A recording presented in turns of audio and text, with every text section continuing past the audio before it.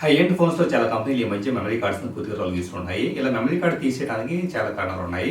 వీటిలో మొదటిది చాలామంది చీప్ క్వాలిటీ మెమరీ కార్డ్స్‌ని కొంటూ ఉంటారు. వాటిని అమర్చుకున్న తర్వాత ఫోన్ పెర్ఫార్మెన్స్ విపరీతంగా తగ్గిపోతుంది.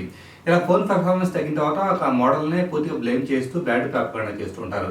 ఇలాగ ఫోను మెమరీ కార్డ్‌ల వలన ఆ కంపెనీకి బ్యాడ్ నేమ్ వస్తున్నప్పటికీ పూర్తిగా మెమరీ కార్డ్ తొలగించడమే బెటర్ అని చెప్పేసి కంపెనీలు భావిస్తూ ఉన్నాయి. సెకండ్ మెమరీ కార్డ్స్ వలన బ్యాటరీ పెర్ఫార్మెన్స్ తగ్గిపోవడం. అంటే ఎక్స్టర్నల్ మెమరీ కార్డ్ వలన బ్యాటరీ కన్సంప్షన్ అనేది విపరీతంగా ఎక్కువవుతూ ఉంటుంది. అదే మెమరీ కార్డ్స్‌ని తొలగిస్తే గనక ఓన్లీ ఫ్లాష్ మెమరీ వలన బ్యాటరీ కన్సంప్షన్ తక్కువగా ఉంటుంది.